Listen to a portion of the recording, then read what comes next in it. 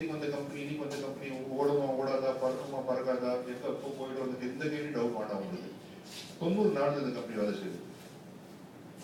நீங்க செய்ய வேண்டியது ஒரே ஒரு கோடி தான். அடுத்த 5 வருஷத்துல இந்த கம்பெனி வந்து 500 கோடி போகும். 500 கோடி 60% கிட்டத்தட்ட 3000 கோடி ரூபாய். இந்த 3000 கோடி ரூபாய் கம்பெனி மக்களுக்கு கொடுப்பது. நீங்க அந்த 3000 கோடி வாங்குறதா விரும்புறீங்களா, இல்ல வெளியே இருந்து வேடிக்கை பார்க்குற மாதிரி இருக்கீங்களா? ரெண்டு ஆப்ஷன் அந்த மாதிரி. நீங்க போட்டுள்ள எஸ் ஆர் நோ தான். இது வேற எதுவுமே கிடையாது. ஆராய்ச்சி பண்றது எதுவுமே கிடையாது உங்களுக்கு. நீங்க வேணா நினைவு பண்ணலாம். சந்தேகமா இருந்ததுன்னா 5 வருஷம் வெயிட் பண்ணுங்க. உங்களை யார் இங்க அழைச்சிட்டு வந்தாங்களோ பணக்காரன் எடுவது, அப்புறம் போய் சேருங்க. இல்லைன்னா அவரை நம்பி சேர்ந்துருங்க. அவர் பணக்காரன் வச்சு நீங்க சேர்ந்தாங்க. ரெண்டு சாய்ஸ் இருக்கு. எப்பவுமே எல்லாருக்குமே ரெண்டு சாய்ஸ் தான் வரும். ரைட்டா? Right, this is the company. Right, சரி, எனக்கு பிசினஸ் எக்ஸ்பீரியன்ஸ் கிடையாது, நான் பிசினஸ் பண்ணதில்லை, எனக்கு யார் கைட் பண்ணுவாங்க?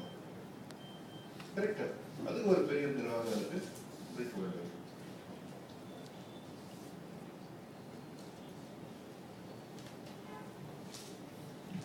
இங்க கன்வென்ஷனல் பிசினஸ் பண்றவங்க யாராவது இருக்கீங்களா?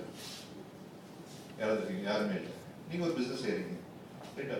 நான் உங்களை பிசினஸ் எப்படி செய்றீங்கன்னு கேட்டு சொல்லி கொடுத்தீங்களா? தப்பு இல்லை, கரெக்டா பேசுறாரு. ஒரு பிசினஸ் சீக்கிரம் நம்ம சொல்லி கொடுக்க மாட்டோம். பட் இங்க உங்களுக்கு பிசினஸ் சொல்லி கொடுக்கணும். இவங்க இருக்காங்க, அவங்க இருக்காங்க, இந்த கம்பெனி. ஏன்னா இந்த பிசினஸ் நீங்க வளர்ந்தா இந்த கம்பெனி வளரும், நீங்க வளர்ந்தா கம்பெனி வளராது. ஸோ உங்களுக்கு இருக்கிற இந்த பிசினஸ்ல பெனிஃபிட். ரைட்டா? ஸோ நீங்க செய்ய வேண்டிய பிசினஸ்ல 3 விஷயம்.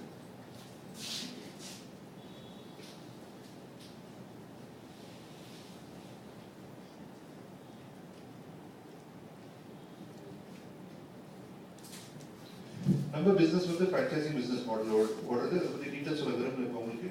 பட் ஃப்ரான்ச்சைஸ் பிசினஸ் யார் யார் பண்றாங்கன்னு பாருங்க. நீங்க NIT கம்பெனி கேள்விப்பட்டிருக்கீங்க இல்லையா? எஜுகேஷன் இண்டஸ்ட்ரி இருக்காங்க இல்லையா? அவங்க ஃப்ரான்ச்சைசிங் தான் பண்றாங்க. ஆப்டெக் ஃப்ரான்ச்சைஸ் பண்றாங்க. அது எஜுகேஷன் இண்டஸ்ட்ரி ஆயிடுச்சு. ஃபுட் இண்டஸ்ட்ரிக்கு வாங்க. McDonald's franchise, coffee day franchise, pizza franchise, hospitals start franchising. எல்லாருமே ஃப்ரான்ச்சைசிங் பிசினஸ்ல இறங்குறாங்க. ஏன்னா that's the most profitable business model. So நம்ம பிசினஸ் கூட ஃப்ரான்ச்சைஸ் பிசினஸ் மாடல் தான் ஓடுது. இப்போ இல்லை, 50 இயர்ஸ். அவங்க இப்போ தான் 10-15 இயர்ஸ் தான் பண்ணிட்டு இருக்காங்க. ஸோ நீங்க பண்ண வேண்டிய வேலை, நம்மளுக்கு தேவை பொருள் அந்த கம்பெனியில வாங்கணும். நம்ம வீட்டுக்கு தேவை பொருள் வாங்கணும். இந்த பொருள் நல்லா இருந்தா கண்டினியூஸாக யூஸ் பண்ணணும். பொருள் பிடிக்கல, சூட் ஆகுதுன்னா 30 டேஸ்க்குள்ள அந்த பொருளை நீங்க ரிட்டர்ன் பண்ணிட்டு 30% யூஸ் பண்ண பிறகு கம்பெனி கொடுத்தா கம்பெனி உங்களுக்கு ரீஃபண்ட் பண்ணிடும். That means 100% customer satisfaction guarantee. நீங்க கடையில் போய் ஒரு சோப் வாங்குறீங்க, அந்த சோப் பிடிக்கல, திருப்பி கொடுக்க முடியுமா? ஆனா நீங்க 30 வருஷமா அதே கடையில் வாங்கிட்டு இருக்கீங்க, முடியாது. இது ஒரு கம்பெனி தான் வந்து அவங்க பொருள் மேல அவ்வளவு பார்த்து வச்சிருக்காங்க. ஸோ அது உங்களுக்கு இந்த கம்பெனி பொறுத்த வரைக்கும் உங்களுக்கு ஃபர்ஸ்ட் ஆப்ஷன். யூஸ் பண்றதுக்கு எந்த கவலைப்படவான்னு. ஒரு நல்ல பொருள் இங்க நம்ம வாய் திறந்து பேசுவோம், பேச மாட்டோம். கெட்ட விஷயம் நிறைய பேசுவோம், அது வேற விஷயம். நல்ல விஷயம் பேசுவோம், பேச மாட்டோம். பேசுவீங்களா? இது பேசலாமா? ஒரு பொருள் பிடிச்சிருந்தா அவ்வளவுதான் நம்ம பண்ணணும். ரைட்? ஸோ சரி, எவ்வளவு பண்ணலாம்? ஒரு ஆவரேஜ் இந்தியன் ஃபேமிலின்னு வச்சுக்கோங்களேன். ஆவரேஜ் இந்தியன் ஃபேமிலின்னா ஹஸ்பண்ட், ஒய்ஃப், 2 பசங்க, ஒரு குழந்தை, இல்லைன்னா பாத்திரம் கூட இருக்கும். 5-6 பேர் இருப்பாங்க ஆவரேஜ் இந்தியன் ஃபேமிலி. கரெக்டா? அவங்களுக்கு தேவையான பொருள் ஆவரேஜ் அவங்க வாங்கணும்னு வச்சுக்கோங்களேன். ஒரு 2000 to 3000 rupees மந்த்லி ஈஸி வாங்கணும். சின்ன ஃபேமிலினா 1000 ரூபாய் 1500 ரூபாய் வாங்கலாம். நம்ம ஃபேமிலி சைஸ் பொறுத்து ஒரு ஆவரேஜா 2 to 3000 rupees. ஃபேமிலி என்னென்ன பொருள் இருக்கு? 150 பொருள். எல்லா பொருளும் நம்ம வேற பிராண்ட் யூஸ் பண்ணிட்டு இருக்கோம். ரைட்? அது வாங்குறதுக்கு ஒரு வாய்ப்பு. ஃபர்ஸ்ட் ஆம்பில மொத்தம் 3 இன்கம் பத்தி நம்ம பேசுவோம். எப்படி நமக்கு அந்த 7,000 ரூபாய் வரும், எப்படி மாசம் 3 லட்சம் ரூபாய் வரும்னு சொல்லுவேன். ஃபர்ஸ்ட் இந்த கம்பெனி ரெஜிஸ்டர் ஆயிடுச்சுன்னா 20% டிஸ்கவுண்ட். எந்த பொருள் வாங்கினா 20% நமக்கு டிஸ்கவுண்ட் கிடைக்கும். ரெண்டாவது 6 to 21% பர்ஃபார்மன்ஸ் போனஸ். நம்ம வால்யூம் செய்ய செய்ய செய்ய செய்ய நமக்கு போனஸ். மூணாவது 4% ராயல்டி. ராயல்டினா நீங்க வார்த்தையா கேள்விப்பட்டிருக்கலாம். வாழ்க்கையில் யாரும் பார்த்துருக்கீங்களா ராயல்டி இன்கம் பண்றது? ராயல்டி இன்கம் கேள்விப்பட்டிருக்கீங்களா? நிறைய பேர் பட்டது இல்லைங்க. நம்ம புக்ஸ்ல படிச்சிருக்கோம், கேட்டிருக்கோம், தவிர என்னென்ன தெரியுது. நான் 2 எக்ஸாம்பிள் தரேன் உங்களுக்கு. ஃப்ரீடம் அட் மிட் நைட் ஒரு புக் ஜவஹர்லால் நேரு எழுதினார். அந்த புத்தகம் இன்னைக்கு கூட நீங்க பெரிய புக் ஷாப்ல போய் வாங்க பார்க்கலாம். அந்த புக் அது மக்கள் இன்னும் வாங்கிட்டு இருக்காங்க. அதுல ஒரு ஃபிராக்ஷன் ஆஃப் பர்சன்டேஜ் ஆஃப் பண்ணி அந்த ஃபேமிலிக்கு போய் சேருது. ஒரு முறை ஒரு தொழில் கரெக்டா பண்ணா பல முறை காசு வரணும். That's what right. SP Balasubrahmanyam, Jesudas, MS Subbulakshmi இவங்கெல்லாம் பாடியிருக்காங்க கரெக்டா. அவங்க சீடிங்க கூட வச்சுருக்கு. அவங்க பாடி எவ்வளவு வருஷம் ஆச்சு.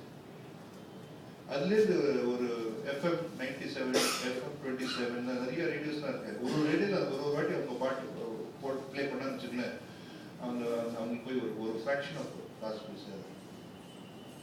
அதான் நிறைய. நீங்க ஒரு கம்ப்யூட்டர் சர்வ் பண்றீங்க, சர்வீஸ் பண்ணி கொடுக்குறீங்க, அதோட முடிஞ்சது.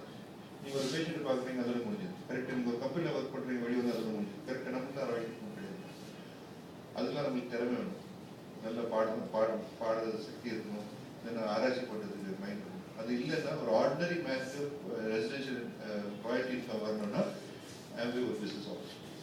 இப்போ நிறைய பேர் நீங்க பாக்குறீங்க ராயல்டி இன்கம் ஏர்ன் பண்றோம் இந்த பிசினஸ் மூலம். Ordinary people having extraordinary life. Good. So அது மூணாவது இன்கம். இந்த இன்கம் எப்படி வந்து காமிச்சிடும் உங்களுக்கு. ஷேர். மூணாவது ஷேர்னா ஃப்ரான்ச்சைஸ் போட்டுருக்கணும். ரைட்டா. கடைசி நீங்க என்ன படம் பார்த்தீங்க? நிறைய பாக்குறீங்களா? இல்ல நிறைய பார்த்தாச்சுன்னா எந்த படம் பார்த்தா எப்போ ஞாபகம் இருக்காது உங்களுக்கு? நிறைய பாக்குறீங்க. நீங்க எக்ஸசைஸ் சொல்லுறீங்க. அப்புறம் டாக்டர் தான்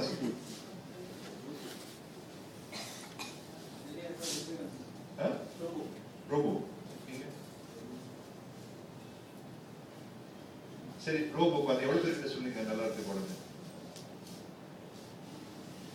இல்ல கரெக்டா சொல்ல வேண்டாம். நீங்க என்ன இருக்காரு? இல்ல அப்ராக்சிமேட் நிறைய பேருக்கு அது என்ன லாபம்? No benefit. கரெக்டா. இதே நான் வந்து சொல்றேன் உங்ககிட்ட, ரஜினிகாந்த் சொல்றாரு உங்ககிட்ட, நீங்க ஒரு ரோபோ ரஜினிகாந்த் தானே, அவர் சொல்றாரு உங்ககிட்ட வந்து நீங்க ஒரு 100 பேர் அமிச்சா நான் உங்களுக்கு ஒரு 1000 ரூபாய் தரேன் படம் பார்க்கணும். நீங்க சொல்லுவீங்க சொல்ல மாட்டீங்க. Maybe 1000 rupees is small, maybe small. 1 lakh தரேன் நீங்க சொல்லுவீங்க சொல்லுங்க. அதான் நம்ம பிசினஸ். ஆம்பே பொருள் நல்லா இருக்கு, யூஸ் பண்றேன், நல்ல வியாபாரம், போய் சேர்ந்து பிசினஸ் பில்ட் பண்ணணும், காசு போட்டோம். பட் வேற எங்கேயும் போய் பிசினஸ் நடக்காது. கரெக்டா. பண்ணலாமா? எப்படியோ பண்ணிட்டு இருக்கோம், தேவையில்லாத பண்ணிட்டு இருக்கோம். இப்போ பண்ண நமக்கு கரெக்டா பார்த்து காசு வந்து சேரும். ரைட். குட். சரி, இந்த பிசினஸ்ல நீங்க ஆம்பே கம்பெனி கிட்ட 66 ரூபாய் பொருள் வாங்கினா ஒரு பாயிண்ட். ஞாபகம் வச்சுக்கோங்க, நம்ம கிரெடிட் கார்டு தேய்ச்சா பாயிண்ட் வர மாதிரி ஒரு பாயிண்ட். மாசம் 100 பாயிண்ட். ஜெயராம் அண்ட் கவிதா மாசம் 100 பாயிண்ட் எப்படி பண்ணணும் உங்களுக்கு சொல்லிக் கொடுக்குறது உங்க ஸ்பான்சர். அவங்க சொல்லிக் கொடுப்பாங்க. கம்பல்சரி கிடையாது, பண்ணிடலாமா கிடையாது. இது உங்க கிடையாது. நீங்க எவ்வளவு வியாபாரம் பண்ணலாம், 100 பண்ணலாம், 1 பண்ணலாம், 1000 பண்ணலாம், பண்ணாம இருக்கலாம். யாரும் உங்களுக்கு கேட்க no boss. Independent business owner. அதான் you call your call IPO. IPO independent business owner, நம்ம பிசினஸ். பட் எப்படி பண்ணணும்னு சொல்லி கொடுத்து ரெடியா இருக்கும். ரைட். இது பண்ண ஃபர்ஸ்ட் இன்கம் உங்களுக்கு கிட்டத்தட்ட 1300 ரூபாய் வரும். கவிதா உங்களுக்கு கேள்விக்கலாமா? 1300 ரூபாய் இருந்தால் சந்தோஷமா இருப்பீங்களா? என்ன பண்ணுவீங்க? அப்புறம் சரி செலவு போகும். என்ன பண்ணலாம்?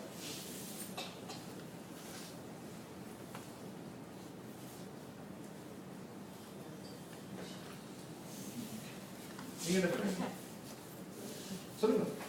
கொஞ்சமா ஐடியா கொடுங்க.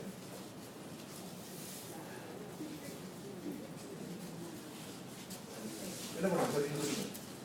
ஜெயராம் சொல்லுங்க.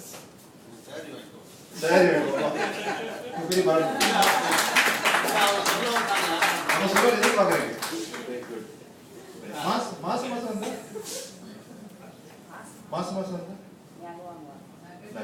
சீட் கட்டுறது ஏதாவது பண்ணலாம். கம்மி தொகை கிடையாது.